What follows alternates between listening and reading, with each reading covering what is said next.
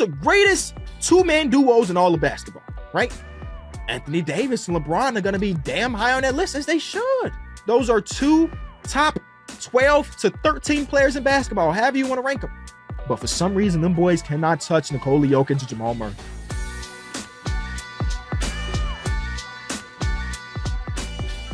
Welcome back to the Kenny Beecham podcast. Today, we got to talk about LeBron James hitting 40,000 career points and counting.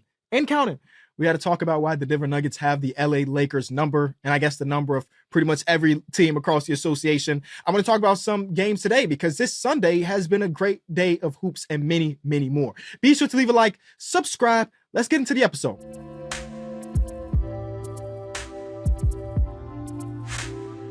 So LeBron James hit 40,000 career points. And it's still a number that I can't even really, I guess, completely understand. Like, of course, if I took some time, I could count to that number. But in the terms of points scored throughout history, it makes no sense. I remember when I was a kid, we had to do a project on our favorite thing in the world. 10-year-old me, can you guess what I did my project on, my little report on? It was, of course, basketball. And one of the things that my teacher told me I should write about is some things that I don't believe will ever be broken. Now, again, 10-year-old me was not this super NBA fan, but I did see the number of 38,000, so on and so on points. And in my mind, there was no way that was ever going to be broken. Kobe Bryant was the greatest scorer I'd ever seen with my own two eyes at that point. And he wasn't even really close. So I remember writing about that. I remember writing about AC Green and his total games played consecutively. I remember writing about Scott Skiles' 30 assist game. And nowadays, that 30 assist thing might not be as unbreakable. But I remember writing about Kareem Abdul-Jabbar and his dominance. And 10-year-old me, this is 2006. So this is pre-computers in every room. This is pre-iPads. So the way I was doing my research was going to the library. And the library was telling me some very similar stuff.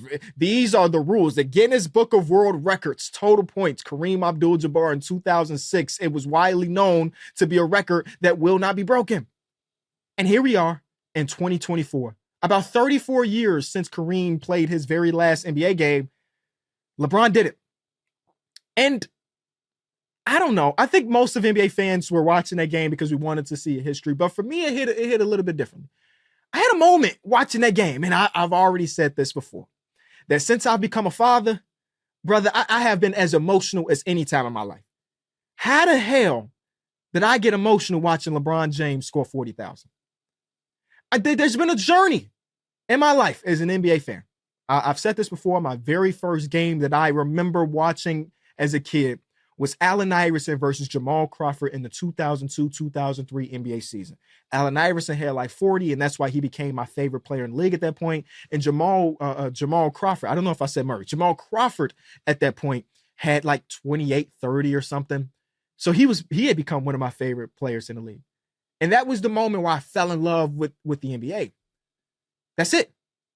The next draft class is 2003. That's when Bron jumped into the scene. So 99.9% of my NBA fandom, LeBron has been a part of it. Not me as a fan, right? I've been very candid about this, that I was a LeBron James hater from 7th grade to like my sophomore year of high school. Don't mention LeBron around me because I was a hater. You got to remember, the Chicago Bulls were the 1 seed and Derrick Rose the MVP in 2011. So of course I hated the Miami Heat. Of course I hated LeBron James.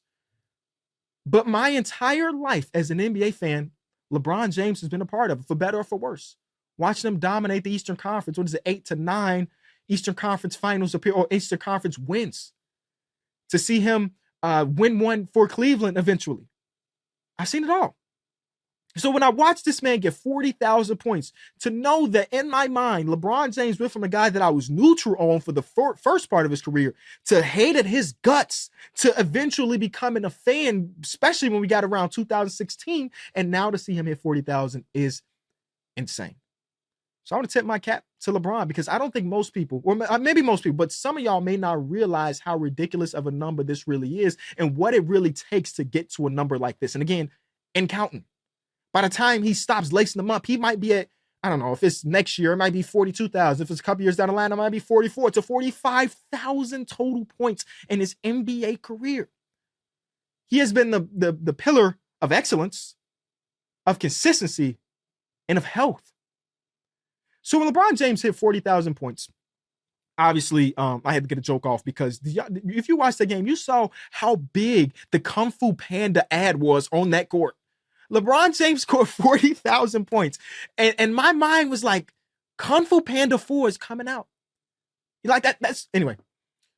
The conversation went like, okay, he's got 40K. Is there anybody we can see beating 40,000 and eventually beating 42,000, 44,000, 45,000, wherever he ends up? I feel like that when LeBron James is done, the next 10-year-old in 2028, again, I'm hoping you play the 2030, Bron. In 2028, when they have to do a report about their favorite thing and they write about basketball, I hope and I think that 10-year-old will write about the amount of points LeBron James had in his NBA career. I believe it's going to be unbeatable. Now, the argument against that is like, hey, Kenny, the inflation numbers across the association, we got as many people averaging 30 as we did when LeBron James first started. Well, we got, 7 to 8 more than when LeBron James first started. So people will be on pace to break these numbers. And I understand that. So my question to y'all is, who are those people?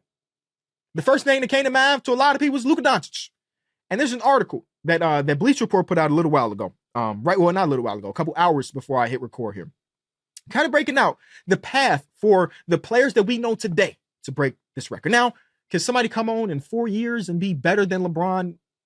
Probably not, but it's a possibility that we see an 18, 19-year-old come into the league and then he's doing some ridiculous stuff. But based on the pool of talent we know across the world right now, Luka was the first name that came to mind. And it makes sense. Luka can average 30 points for years and years and years, and he came into the league as the rookie of the year, averaging 20-plus points per game. He's been relatively healthy throughout his career. Again, the health is a huge, huge part in beating 40,000 points. But in this article, if Luka Doncic stays on his current pace, the current pace he's playing right now, which is MVP caliber, averaging 30-plus points and rebounds, assists, whatever, he would need to play in the league for at least 22 years to catch up to 40,000. Now, I don't know Luka Doncic personally, but I've seen some interviews about him and saying how much he just wants, not that he wants to retire, but that he will be very okay with retiring, especially if he gets that championship. So the idea of Luka playing for 22 more years and not just playing, remember this, it's not just playing for 22 more years, it's dominating for 22 more years. You know what Luka is doing right now? He would have to do this for 22 straight years in order to catch LeBron James. Another name that came to mind to a lot of people was Devin Booker. Devin Booker has scored more points per minute than LeBron James has. Devin Booker has also scored a ton of points. And it doesn't like he's going to stop anytime soon. By the end of the season, his average for points per year will be around 1,600 points per year. Pretty good. That number needs 20 more years to just get to 32,000. I think Book is out of the running. He can average what he averages right now for 20 years, and he won't even come close to 40. And then the one that everybody else is saying is, of course, that alien that plays, that French alien that plays for the Spurs, and Victor Wembanyama. I don't have a good argument against Wemby other than the fact that he's a 7'4" big, and the body has to hold up for 20-plus years at this pace, right? I'm knock on wood. I need it to happen. Wemby is ridiculous. We're going to talk about him more in depth later in the episode. But that's like the only guy. And the reason he's so high is because we see him at just 19 to 20 years old doing what he does. And every single month of his NBA career, he's got better and better and better. LeBron James jumped to the scene. He averaged about 20 points per game his rookie season. In sophomore year, he averaged 27. Wemby could do something somewhat similar. But remember, LeBron was excellence, consistency, health. Those are the big three things. My first time seeing LeBron James miss significant time in my life was when he got to the Lakers. And at that point, he was already 36 years old. He came in 18. So we got 17 to 18 straight seasons of Bron being healthy. Now, of course, we got knick-knack injuries that might hurt him out here, might hurt him out there. But for the most part, he's played I wish I knew the number, a high percentage of possible games. So I just want to tip my cap to Bron. I mean, he don't need me to do it. I mean, he's arguably the greatest to ever do it. But that record of 40,000 and counting feels like it might be unbreakable one day. I do want to talk about the game, though. Another time where LeBron breaks a record or sets a record and they lose. OKC last year, Shai Gilgeous-Alexander and company said, forget this. I know you passed the Kareem Abdul-Jabbar and we're going to stop playing basketball for 12 minutes so we can celebrate this, but we still need to win this. And they did. And in this game, it was versus the Denver Nuggets. And the Denver Nuggets have had their way with the LA Lakers. The numbers will tell you, last year, it was one of the closest sweeps in the history of basketball when they saw each other in the Western Conference. And that's the way all of their matchups feel. These two teams will fight it out for 44 straight minutes, back and forth, back and forth. But those last 4 minutes, you best believe you can count on the Denver Nuggets for taking over. And it happened the last time they played against each other, and it happened this time. Last time you saw Austin Reeves go for the steal on Jokic, Jokic eyes behind his head. I think it was Michael Porter Jr. in the wing, splash. And in this one, I was very intrigued. KCP has been in and out of the lineup with some knick-knack injuries. He did not play in this one. And I was wondering how important KCP could be for a matchup like the LA Lakers. It didn't matter too much. Didn't matter too much. One of the reasons it didn't matter too much because the Lakers don't have a lead guard that needs a guy like KCP, right? You need a guy like KCP against Steph Curry's world, the Luka Doncic, the Kyrie Irvings, these high volume scorer guards, and the Lakers don't have that. Their two best players are a forward and a center, or a forward and a forward, if you ask Anthony Davis. So they didn't even need KCP. We get to late in this game, and there was one moment in time. Like I like to watch my games, especially if it's nationally televised games, in Discord with the homies. One of the homies is my boy Mike. If you watch my other podcast, Numbers on the Board, you know Mike is a diehard Lakers fan. There was a moment where Aaron Gordon took the ball and stepped back, three-point shot from the right corner. I told Mike, game over. You might as well fire up your Twitch stream, my boy, because this game is wrapped if Aaron Gordon is hitting that shot. And it was. Just like that, a game that was tied up. We saw a Justin Holiday three, who was unstoppable, corner three, his entire career. Don't leave Justin Holiday open in the corner. Justin Holiday, corner three, Aaron Gordon, corner three, and so on and so forth. And it got me thinking about like the numbers, right? The numbers and the clutch. And the numbers say that the Lakers are one of the best clutch teams in basketball, if not the best clutch team in basketball, depending on if you're going by percentage. The Lakers were number one going into that last game. If you're going by total wins, the Nuggets. The Nuggets are 20-10 in clutch games, and then the Lakers after this one were 18-8. So the numbers say that like the Lakers are a damn good clutch team. And the eye test says that too. The previous game, Lord knows it shouldn't have taken overtime to beat the Washington Wizards, but it did, and you won that game. Shout out to Brown with the big old block. The game before that, they go against the Clippers, and they are down by 20-something points going into the fourth, and they put it together in the clutch. So we've seen them win clutch games. But against the Nuggets, that don't happen. If you ask somebody what's the greatest two-man duos in all of basketball, right? Anthony Davis and LeBron are going to be damn high on that list, as they should. That's two NBA 75 players. Those are two top 12 to 13 players in basketball, however you want to rank them. But for some reason, them boys cannot touch Nikola Jokic and Jamal Murray. They just can't. Two NBA 75 players versus the MVP of this league, maybe, and a non-all-star. Now, it's a fake non-all-star because we know Jamal Murray is and can be, but they cannot hang on. And part of this for the Lakers is that they have no answer for Jamal Murray. Right? They have no answer. In this game, it was Cam Reddish down the stretch because Darvin Ham thought, even though Cam Reddish is nearly a zero on the offensive side of the ball, nearly a zero, and we talking 29% three-point shooter on open shots. Like, that's as close to zero. Teams do not guard him, right? We're okay with having him on the court because we need somebody to stay in front of Jamal Murray. And guess what? He didn't. He didn't. Jamal Murray still cooked them, but he's their best option. Darvin Ham sacrificed all of D'Angelo Russell in that fourth quarter to get Cam Reddish in this game. And if they win the game, then you're like, oh my God, Darvin Ham, you're a genius. But since they lost and they needed some more offensive punch, you're like, man, D'Angelo Russell's playing phenomenal basketball for the last month or so, and he doesn't close out this game. Like I would be, and I'm not an NBA coach. Darvin Ham has forgot more basketball than I will ever know. I always want to give the utmost respect to our coaches and our players because me at home, hell, I've never played high-level basketball. How many high school years I got? 2. One of them barely count because we're talking about like 30 minutes played the whole season. You feel me? But the way D'Angelo Russell plays or has been playing in this game, you know, I'm okay with sacrificing some of that point of attack defense if that means D'Angelo's on the court when it matters the most. They don't have that. The Lakers don't have that guy. At least right now, I guess you can argue that it's Jared Vanderbilt, but against the Denver Nuggets last year in the playoffs, Jared Vanderbilt could not even play, you know. But it was just, again, an interesting game and another reason to believe for me that the Nuggets are the team to beat out west. Now, there are a lot of great teams, and right now, as I'm recording this episode, OKC and Phoenix is just tipped off on this monitor. So if you see me glancing off, that's why. Right now, we have a 3-way tie for the 1 seed. Again, it's going to change because OKC is either going to win or lose this game. But right now, it is OKC, it is Minnesota, it is the Nuggets, right? Nuggets currently 6-game win streak.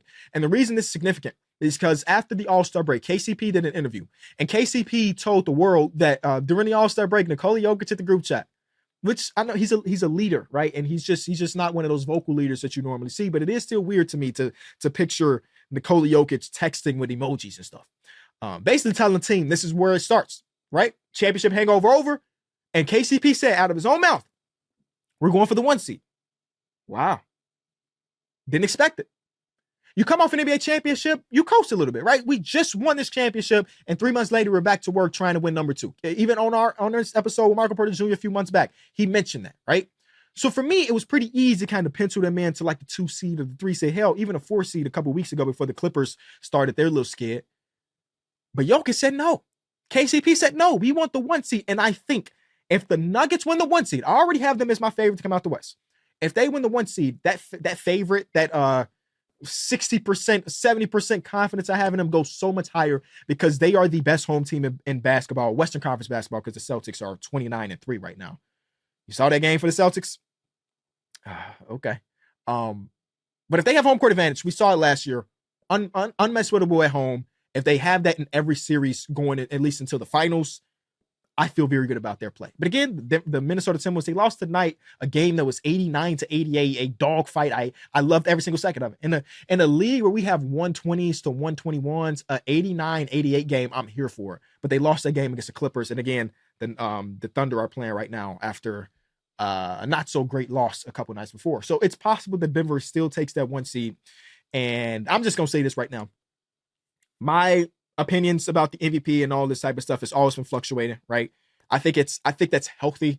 Like I said this on the numbers on the board, and some of the comments was like, Kenny, flip-flop it like a sandal. Brother, first of all, that's fun. When you have 4, and I'm counting 4, sorry, Jason Tatum, sorry, Donovan Mitchell, sorry, Domantas Sabonis, I guess, according to Perk. The 4 people of Luka, Shai Gilgeous-Alexander, Giannis, and then Jokic. When you have these 4 people playing as well as they are, and none of them have done enough to put themselves head and shoulders above their competition, it should be fluid. Because 1 week we can see Shai put up 31 points exactly every night, and they go on a 5-game win streak in a week and a half. The next we can see Jokic score against 2 teams that competing for a championship and dominate those teams. The next we can see Luka put up a 38-point triple-double in a win. Like, it should always be fluid, especially when it's this close. So hell yeah, I'm flip-flopping like a sandal because the world around me is changing. The league around me is changing. So right now, in this moment of time, there's Nikola Jokic. We could do a weekly roundup. Every Monday episode, I'll tell you who my current MVP is, and we'll see if it changed. 2 to 3 weeks ago, it was Giannis. Now it's back to Jokic, and we'll see. We'll see. One thing Darvin Ham continues to do in this series when they play against each other, and if they go against each other in the playoffs, I guess it's a possibility because the Lakers are the 10 seed. They would have to win their 2 play-in games to end up here, and depending on where the Nuggets fall, they could see each other in the first round, hypothetically. Darvin Ham's got not give it a rest, but we can't go in and continue to have Rui as the main defender of Jokic. It worked for 1 half in game 1 of the Western Conference Finals last year. And then Jokic was like, okay, this is different, but I'm still Jokic. These last couple games, they've gone against each other. They've done it, and they haven't really switched up too much. And Jokic has gone over, around, through Rui Hachimura. Shout out to Rui. He's competing every single night. I can't do nothing but respect that. But Jokic is one of the most unguardable players, if not the most unguardable player in basketball. And putting somebody that's 4 inches shorter than him, 3 inches shorter than him, is just not the answer, especially if it's not a big burly body. I know Anthony Davis does his thing as the roamer, as the help man, but I want to see some of that. You know what I'm saying? Just a little bit of it. there's some interesting statistics about D'Angelo Russell, D'Angelo Russell, Austin Reeves, and Anthony Davis. I think the whole season long, Anthony Davis, the Lakers have been a better defensive team with him off the court. And I'm watching these games trying to figure out why that is the case. And I don't think it's of Anthony Davis's doing. I think some of that's like the matchups of when Anthony Davis is playing. But it is just weird to see one of our best, because we can all agree, forget what the numbers are saying. We can all agree Anthony Davis is one of the best defensive players in basketball. It's just weird to see somebody as dominant of a defensive threat go out and have the advanced stats to say this team is better defensively without you, you know? So, hey, if we get that in the first round, I'm here for it. I don't really know. Before we go to our favorite segment, AskKB, I want to talk about one of the other games that happened today. And it's going to be very, very brief. Matter of fact, let's hit three of them. I'm sorry. Very brief of three games, like a couple sentences of each. The 76ers, shout out to you. I'm tipping my hat. Because I mentioned before that I was, and I guess I still am to an extent, a little bit worried about the 76ers this season. They're, I think, a game away from being a play-in team, and national televised game versus the Dallas Mavericks. It's a game that you should probably lose. They didn't. Kelly Oubre came up clutch after Tyrese Maxey hit his head on Derrick Jones Jr.'s leg. And then second game in a row where Tobias Harris hit a big-time shot and had big-time games. So 28 this night, and I think 32 the night before. So shout out to them. That's a huge, huge win to keep them afloat. And I just read that Joel Embiid is starting to work out a little bit. So staying yourself above that play-in would be crucial, especially if you believe that Embiid is coming back. But on the other side of things, as good of a win as it is for the 76ers, it's equally as awful of a loss for the Dallas Mavericks. Last time they lost a game, it was against the Boston Celtics. Not mad at that. The Celtics are elite. They're the best individual team in basketball, and they're doing some things recently that I'm excited about. But the sample size is so small that I don't even want to bring it to the table. Just say I got to watch the next couple games. So there's no shame in losing to the best team in basketball, but losing to a team that came into this since the Joel Embiid injury as the 29th ranked defense, it's pretty bad. And there's a lot of things I saw in this game. My number one thing in my notes about this game, Tim Hardaway Jr. should not be playing much. He played 15 games in this, or 15 minutes in this. That's not a lot of minutes, Kenny. When you shoot 1 for 8, that 15 minutes feels like 40. And in the last 10 games, he's shooting 33% from three, and he's a high volume shooter. He's 0 for 6 tonight.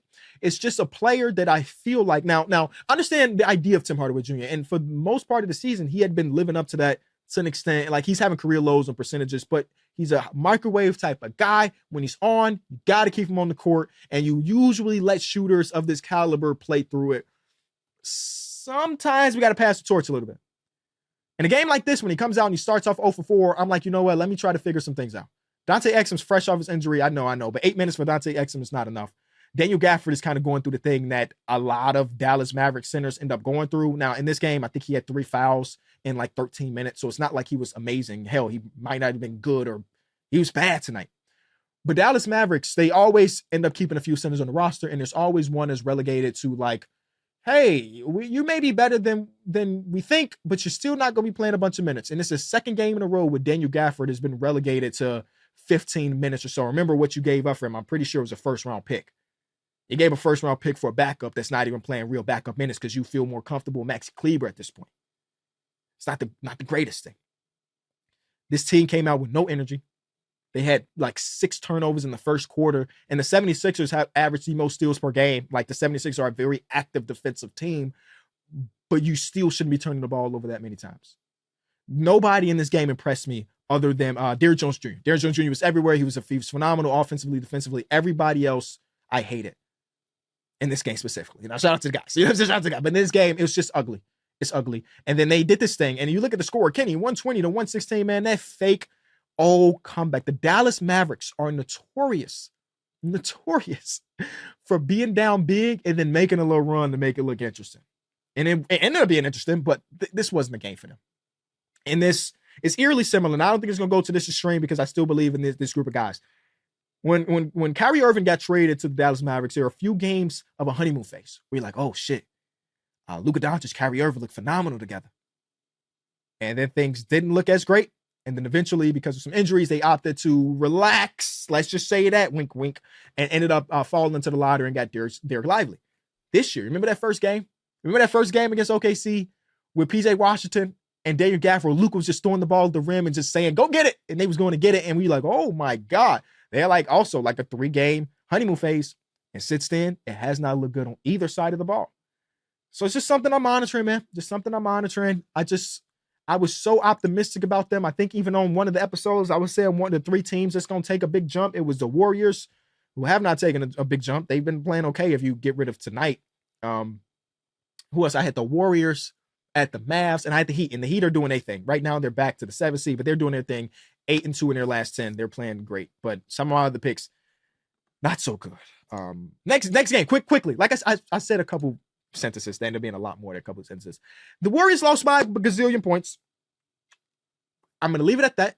I just want to talk about the Boston Celtics as they continue to roll. And again, I mentioned just a small sample size of something I'm noticing. I don't want to bring to the table too much, but a lot of questions like, what do the Boston Celtics do if the shots are falling? Today they fail. They fail like I don't even know what. You know what I'm saying? It was a downpour. It was I don't know the words. I took a weather. Can you believe it? I took a weather class my senior year of high school. That's how little we care about senior years of high school. And there was like a specific word for anyway. They hit all the shots. But the question is, what are they going to do when the shots aren't hitting? When they played against the Dallas Mavericks a couple nights ago, they did some stuff in the game before that. They did some stuff that makes me interested. I can't talk about it just yet because I need a bigger sample size. Clippers won a game that was 89 to 88. Ugly game. I loved every single second of it. That's all I really got to say about that one. And then before we record here, Wemby. Should I do the Wemby stuff now? I'll do the Wemby stuff now. It was supposed to be later in the show, but since we're here, they won a game 117 to 105. And before we go to there, our boy Tyrese Halliburton is going through a ridiculous slump. You can see it. Everything about this is not the Tyrese that we've seen the first couple months of the NBA season. And I don't think it's a coincidence that this slump started after his hamstring injury. The hamstring injury is one of those ones that are lingering that even when you're healthy, you're not. And I have not talked to him about it, so I can't comment too much. But again, the last game against the Pelicans, he ended up with 0 points and minus 40, which is the first game that he's had had 0 points since 2021, I want to say. And a minus 40 in any circumstance is just terrible, especially for your star player. And in this one, and though I did not watch this entire game, I only watched the last 7 minutes of it. I want to go back to watch the rest. 4 for 16, 12 points, 8 assists, one turnover. The Pascal Siakam, Tyrese Halliburton pairing has not been phenomenal just yet. They're like a minus net rating of 4 point something. Still a lot to see. And if Tyrese is not playing at the All NBA caliber player that he was before this, they're just not going to win many games, honestly. And their 3-point volume has dropped significantly since the trade deadline. No surprise, they traded away Buddy Hield. But today they were 6 of 30 from 3. Again, I need to go watch the game to figure out what these looks look like, but nobody on their bench hit a 3, but TJ McConnell hit 26 points because he's TJ McConnell. He's going to get to the basket at will. It's really about Wemby here. Again, I only watched the last 7 minutes, so I cannot talk to the first 3.5 quarters. 31 points, 12 rebounds, 6 assists, 6 blocks. And they gave this man the ball down the stretch. And we talked about his game where he was at the Sacramento Kings, where he was 1 assist away from a 5x5, and they did not give him the ball. In this game, let me go to the fourth quarter specifically and go to Victor Wembanyama. Wemby was a part of so many different actions in this one, and it was a pleasure to see where you could see that they wanted to get this man the ball. And even though he didn't score a ton of points in the fourth quarter, the play was going through him. There's a play with like 2 minutes to go. Again, it's still a really close game at this point. They give him to him in the post, and he's waiting for the double because you know it's coming. A double does come, and then Jeremy Sohan cuts down the paint. He tosses it off to Jeremy, and Jeremy lays the ball up. This guy's phenomenal. And the game I really wanted to talk about before this was him versus Chet from a few nights ago. It's kind of played out because it's been a few nights, but I still want to talk about it a little bit. And he all but secured the Rookie of the Year. He's probably done it a while ago, but this was just it. That one image of him blocking Chet Holmgren is crazy. I think it was Chris Vernon that said this, that there's one player, maybe in the entire world, that could have blocked that shot from Chet Holmgren. A 7-1 player in the middle of a jump shot. Maybe one person in the entire world to block that shot, and it's Wemby. And he said that, and I'm like, damn. Maybe a bit hyperbolic, but the idea sits. Damn. Might be true.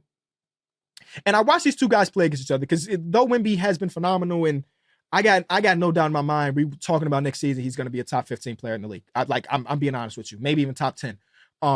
He's been phenomenal, but it's also about Chet too. Chet has the same exact season in a lot of other rookie classes. He is by far the rookie of the year. Last year, him versus Paolo, if he had this exact season last year versus Paolo, there's a real conversation on if Chet wins this rookie of the year, right? Because of the defensive impact, both sides of the floor. I think Paolo's first year was 20 points per game, 7 rebounds, wasn't extremely efficient, but again, first option, rookie season, bad team. I'm giving that a slight pass. But Chet, if he has these exact numbers of like 17 points per game, elite level defense, 7.5 rebounds, there is a real conversation that he wins that last year. And you think about that almost every single year of like he's just got extremely unlucky that he hurt his foot in that pro-am run. Because now it's him versus Chet when you think about, him versus Wemby, when you think about this, not this rookie class, because it's not his draft class, but it's his rookie class. You know what I'm saying? But Chet's been phenomenal, right? He's been great. And he had the little part of his season where he hit the rookie wall and then he burst straight through that. And he had another great game and a great game. And again, I'm glancing over and he's not on the court right now. But Wemby and Chet, a great matchup for years to be. OKC's already a phenomenal team. I'm assuming that they're going to be a phenomenal team for the foreseeable future as long as they have an MVP candidate and then another all-star in Jalen Williams. The Spurs are going to have to work their way to that. But the way they've been playing, you know what? This is not in my notes, but I'm going to quickly do it. It's bad business to do this on the fly and not have it in my notes, but this is something I should have looked up before, but it didn't cross my mind. I want to look up where their defense is over this last stretch. The San Antonio Spurs in the last 2 weeks. Oh, never mind. It's 23rd in the last 2 weeks. But their offense is 13th. Now they're 2-4 in that week, but 2 wins for this team is pretty damn elite when you think about how many losses they had for the first couple of weeks or months of the season. So Wemby's incredible. No surprise. Chet is also incredible. Give both of them flowers. This is the last time I'm comparing them to because I already see who the rookie of the year is.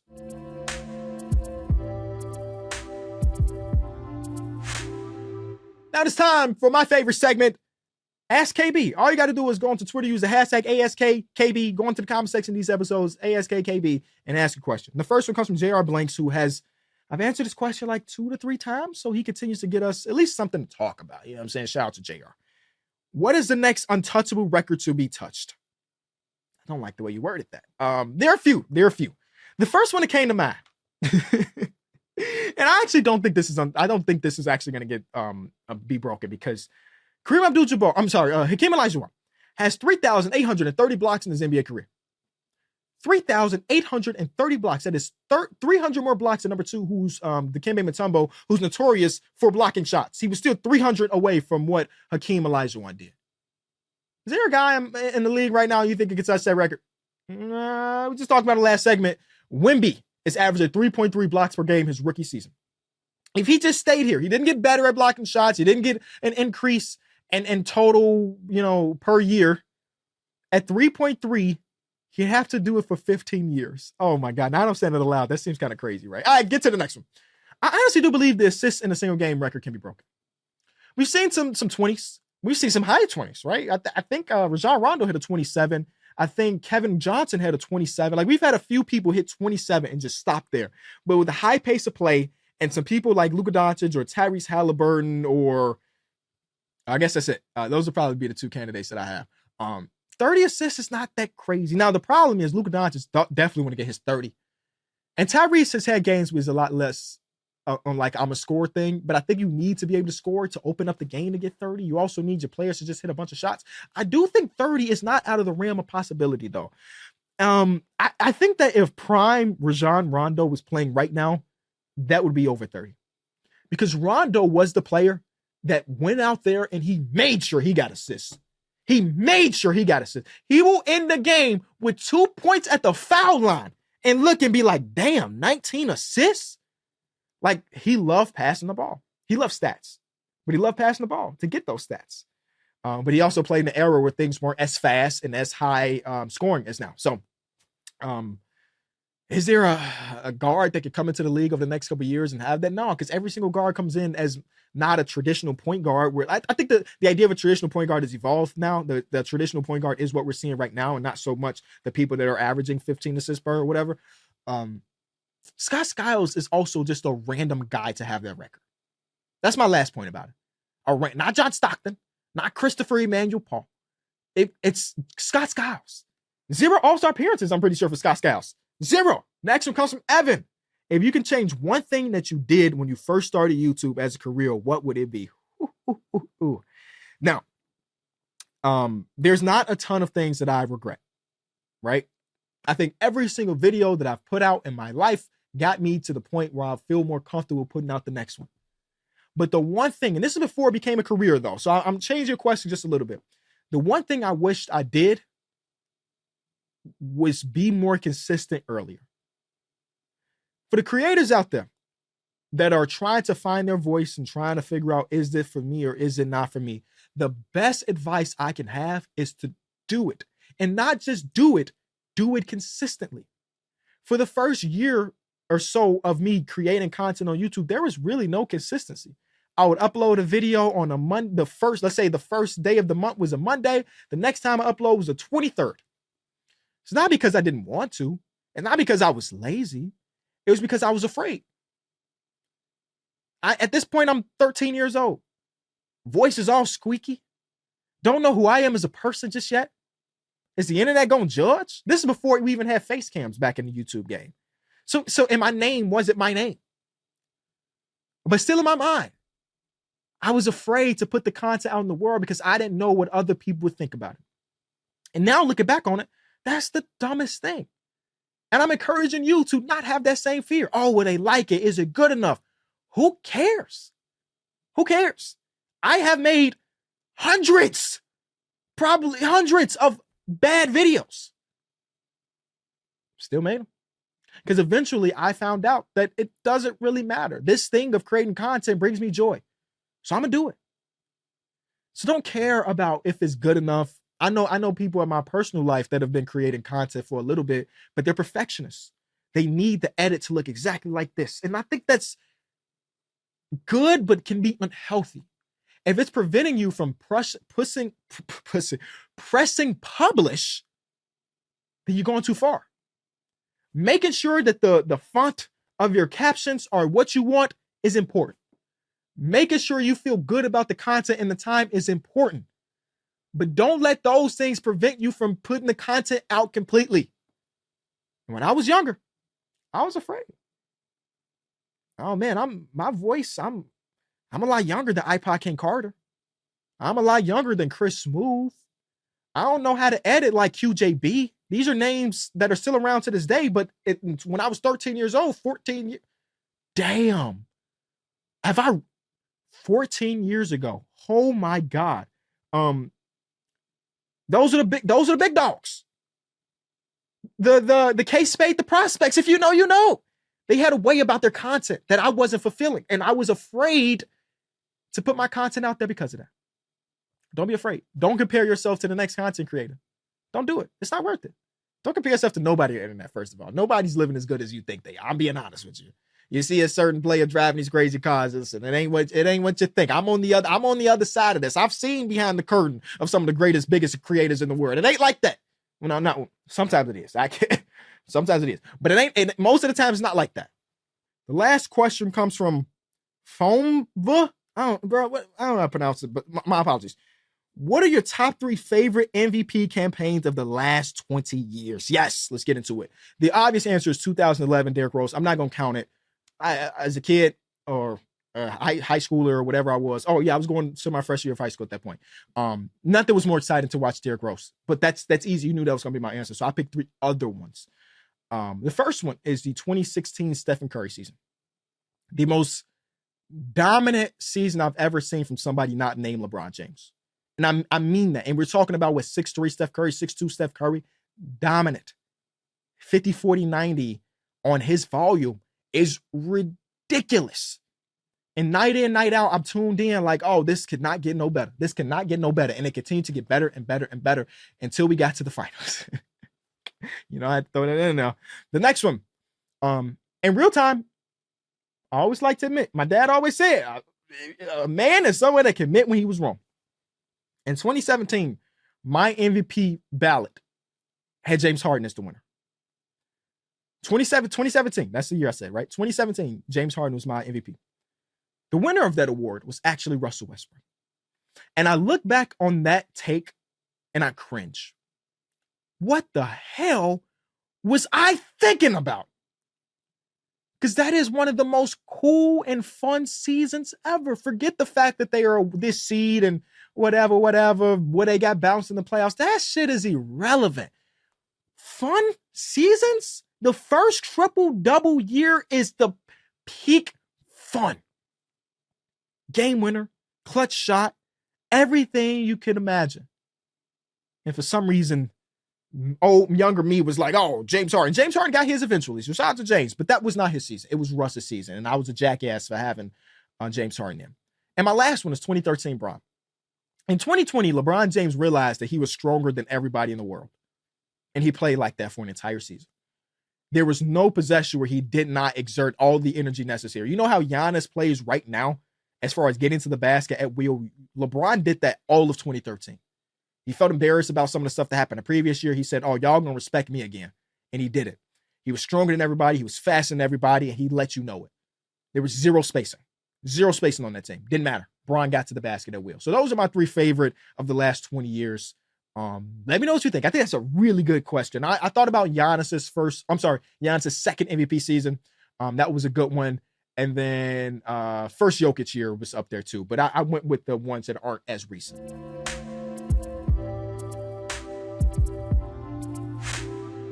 The last topic, I don't even know if it should be a topic, but I'm going to talk about it anyway, okay? All of the NBA awards, other than the MVP, which we briefly talked about earlier in the show, every single other award, in my opinion, is locked up at this point. 20-something games left in the season. I don't think there's any budging. Let me break it down. Obviously, the MVP, the top four candidates. We'll see what happens. And I'll say it again, no matter who of the top four candidates win, I'm happy because there's nobody that's above the others. I hope it's as close as I think it will be when the voting comes around. The most improved player is Tyrese Maxey. I tried to do as much Kobe White propaganda as I can, but Kobe White can't hit the side of a barn with a rock right now. So it's not going to be him. Next, Rookie of the Year, we talked about it. It's going to be Wemby. Chat, congratulations on being runner-up this year. You deserve some roses, but it's Wemby season, right? DPOY, Rudy Gobert. Rudy Gobert, this is one of them awards that's been locked up since like November. As soon as the Minnesota Timberwolves jumped out the gate and was defeating teams left to right, and their defense is number one in the league, everybody's like, it's Rudy.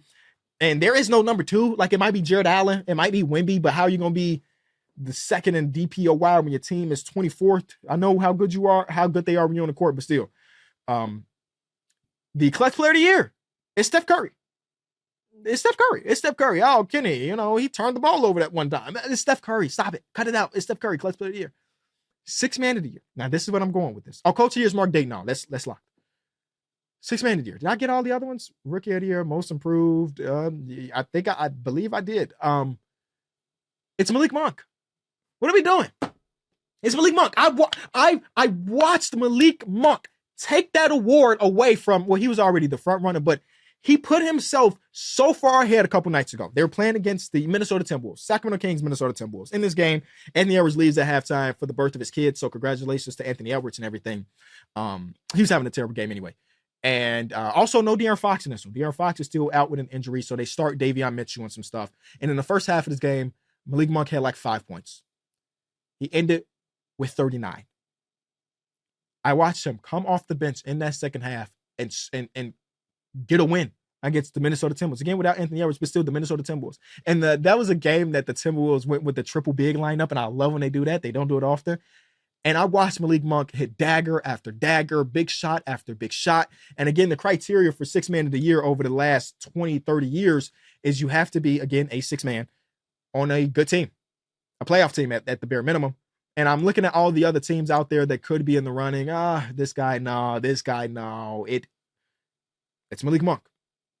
And he secured it the other night. And I just want to get my flowers. I just want to get my flowers to Malik Monk because that was a huge win for them going against, at that time, the number one seed at Minnesota Timberwolves. And now the Wolves have lost 2 in a row. So we'll see what's about that. But I just want to get my love to Malik Monk right now. That's my ballot. And then the next thing is, of course, MVP. And we'll talk about that again every week or so. Before we get out of here, let's go to your favorite segment. Greg's Eye Test Takes. It's been a few episodes since we've seen him. Let's do it. All right, Kenny, first one. Jalen Williams of the Thunder could have a similar trajectory to James Harden, getting his own team, being a top guy. But in my opinion, he should stay playing with SGA for as long as he can. Oof. James Harden turned into an MVP. And though I believe that Jalen Williams right now is a top 30 player in basketball. And I think he has the potential to, of course, get a lot better, but getting to the point of being the guy on a team that won 65 games multiple times, it's just a little bit of a stretch to me. But I do believe he's going to end up being one of the better players in basketball. But the second part of the take, I completely agree that being second fiddle is not as bad as some people might make it seem. If anything, you see how good they are right now with him being the number 2 option, and he's going to get better. Shai's going to get better.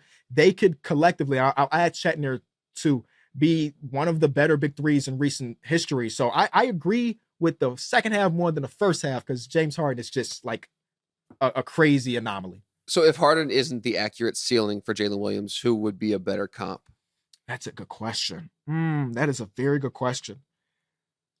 It's hard to say, man, because ceilings are just tough for me, especially with a guy like J-Dub, who's every month of his NBA career, he's just been better across the board. That I can't even give you a ceiling other than saying that like MVP of the league is maybe just a bit too high. That like that's probably where it's at. But who knows? Like I could be completely wrong. Like that's how the NBA works. I mean, if OKC thought that James Harden was going to be one of the greatest shooting guards of all time, I promise you they wouldn't have traded him away and kept Serge Ibaka. But we didn't see it in the time, and maybe I'm not seeing it in J-Dub. Next one. This Jordan Poole trajectory was bound to happen with or without the Draymond punch. So you backing up your boy Dre here. You can look at it that way, or you can look at the way I view Jordan Poole. Yeah, no. The best thing, and this is something my boy Mike has said on our podcast, and when he said it, I was like, whoa, like it's a very simple statement, but I didn't even think about it. Where he said that Steve Kerr found the perfect amount of Jordan Poole. The perfect amount of Jordan Poole, right? You didn't need to play him 30 minutes per game, and now you're seeing that with or without the punch. I was not one of those people that believed that Jordan Poole was going to be a future All-Star. I was not in that camp. When he got traded to the Washington Wizards, we were talking about who's most improved player, this and that. I remember people saying he's going to average 25, and I was like, I just watched him play for multiple seasons where he was very solid off the bench. I can't get to that ever. But also, I didn't think it was going to be this bad.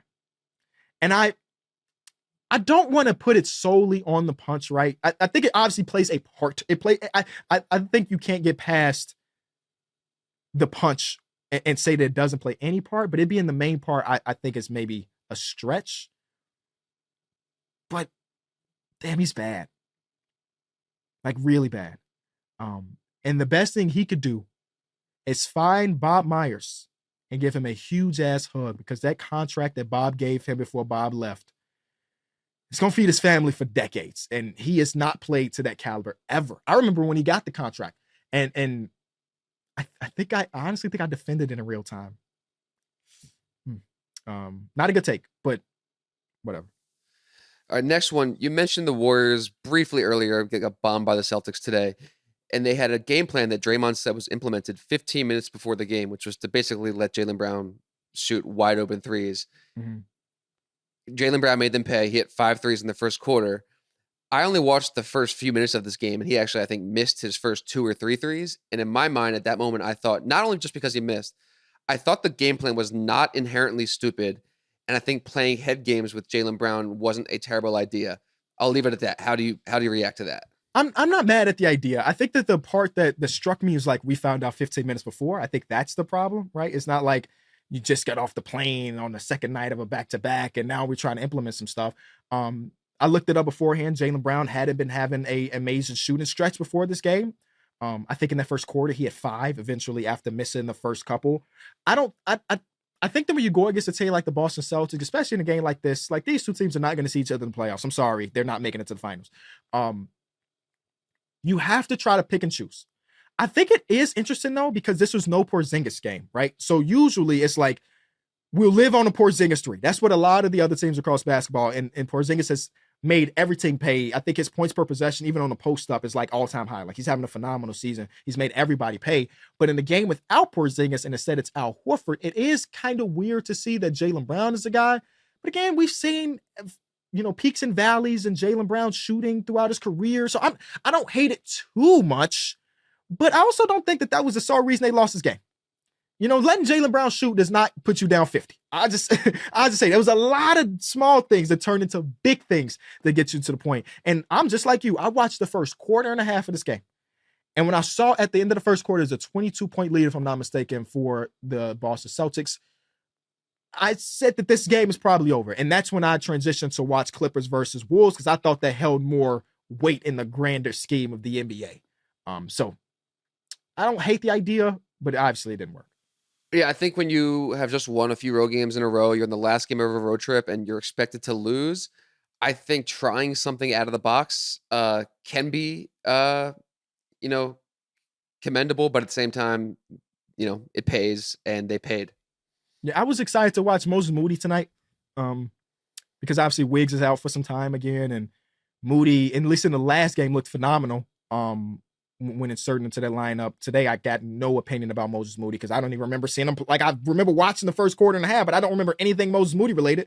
So some interesting stuff in Warriors. It's always something going on with the Warriors franchise, and now it's Wiggins being out again. And they said personal reasons. I'm wishing him and his family nothing but the best, but another timing thing was like, another blow to the Warriors. Very much deja vu. All right, next one. We got two more quick ones. The All-Star Game MVP should never be considered when discussing someone's all-time ranking. Oh, 100%. Like, if anybody's doing that, they are tripping. Like, we just watched, who was it? Dame just won it this year. I can't even remember. It was 2 weeks ago. Dame just won it. And that doesn't, like, there was nothing, no effort there. It's just Dame shooting from half court, which is dope, which is cool, I guess. But are we seeing that? That's what we got.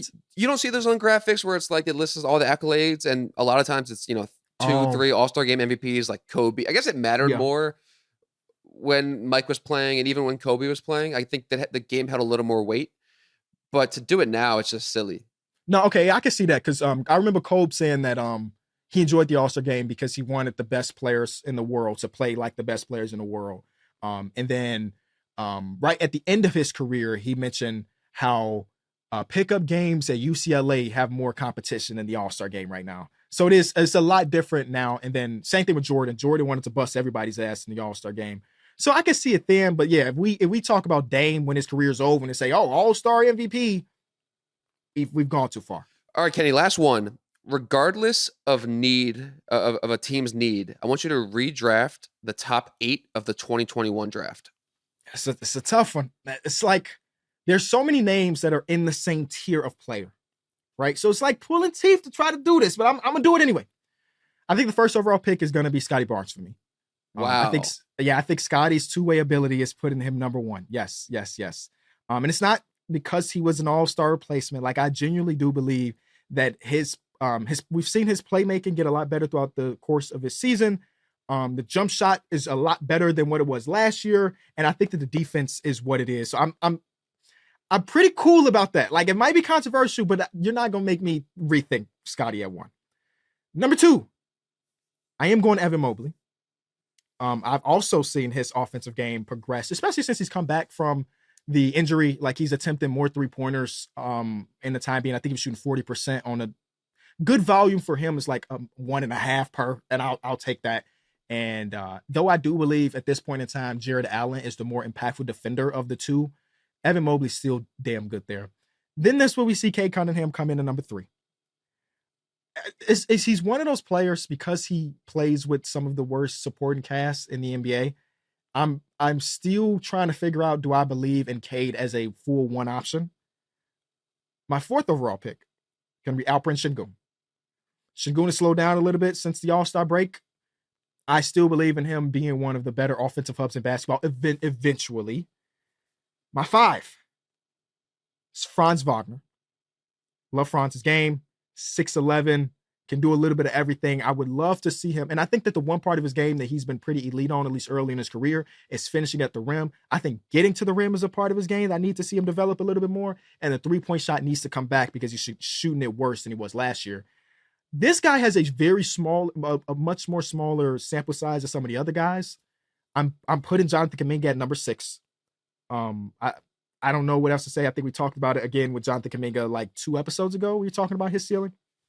Number 7, and maybe this is my homer pick because I've been a fan of this player for a long time, is Herb Jones. I watched him. I watched him put Tyrese in a straitjacket. When I talk about Tyrese scoring 0 points and -40, that is Herb getting in his stance. And my number 10 is a guy that should be in the running for most improved player. Number 8. I'm sorry, number 8. Number 8 is Jalen Johnson. That's my list. So you're leaving off Jalen Green. You're leaving off Jalen Suggs. Yep. Leaving off who are the other tough ones? Jalen Green and the Jalens are the toughest ones. I've mentioned this before. I don't have a good gauge on who Jalen Green is. I watched him play against the Suns a couple nights ago where he had 30. I see Rockets fans think I just hate Jalen Green, but I don't. I give him a full breakdown and open-minded. It was not a good 30. It was a counter stats 30. It wasn't a good 30. There's possessions where he's just going to get his bucket. And if he makes them, cool. But the times that he don't, it looks rough. Again, he had another good game against the Suns a couple nights ago, against when Bradley Beal did the stuff. But I still don't know who he is or what he could be. So he should be top 8 for sure, but I'm just going to not include him. And Jalen Suggs is one of my favorite players in this draft class, if not my favorite player completely. But his ceiling is probably just really good role player. And some of these other people have ceilings of all-star appearances and so on. But I hate it. I hate that I had to do it. But I'm glad that we did do. Oh, Trey Murphy III was also a tough player to keep off, but his shooting has regressed pretty significantly this year. So, yeah.